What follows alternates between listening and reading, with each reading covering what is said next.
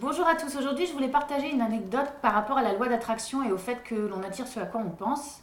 Ça peut paraître un peu bizarre, surtout dans les moments difficiles quand il nous arrive que des problèmes, de se dire qu'on l'a attiré. Mais pour la petite histoire, quand j'ai écrit mon roman Le jour où j'ai appris à danser sous la pluie, en fait à cette période-là, mon papa était, voilà, il était malade mais tout allait bien quand même. Et j'étais célibataire. Et 3 jours avant la sortie de mon livre, qui traite donc de la façon de faire le deuil, alors dans le point de départ du livre c'est d'une histoire amoureuse, d'un partenaire, mais ça va bien au-delà de ça, le deuil d'une façon générale. Donc 3 jours avant la sortie, j'ai perdu mon papa.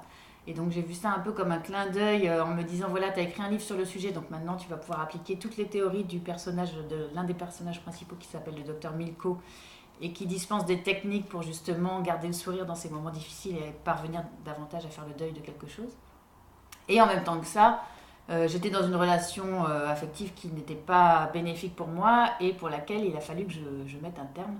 Ce qui n'a pas été chose facile, bien que je l'ai écrit dans mon livre. Donc, pour en revenir sur le point de départ de ma vidéo, qui était la loi d'attraction, je crois vraiment que l'on attire ce à quoi on pense et que, vu que moi j'ai concentré toute mon énergie sur ce sujet-là dans mon livre, forcément la vie me l'a fait expérimenter.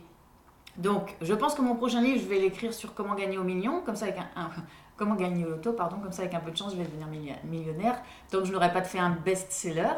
Mais voilà, en fait, c'est un clin d'œil. Mais sinon, voilà, tout ça pour dire que dans les moments difficiles ou autres, essayez de garder, voilà, de garder des pensées positives et de vous focaliser sur ce qui vous fait du bien et ce qui vous donne le sourire et sur ce que vous voulez attirer et non pas sur ce qu'on ne veut plus. Parce qu'en fait, c'est le piège quand on est dans des périodes comme ça de dépression, de rupture ou autre.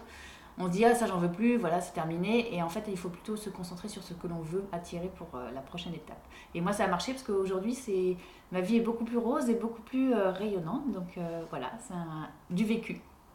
Je vous embrasse très fort, n'hésitez pas à commenter, à me laisser un message, à acheter mon livre sur Amazon si vous le souhaitez, en librairie, à la FNAC, etc. Je vous dis à très bientôt et je vous embrasse. Merci.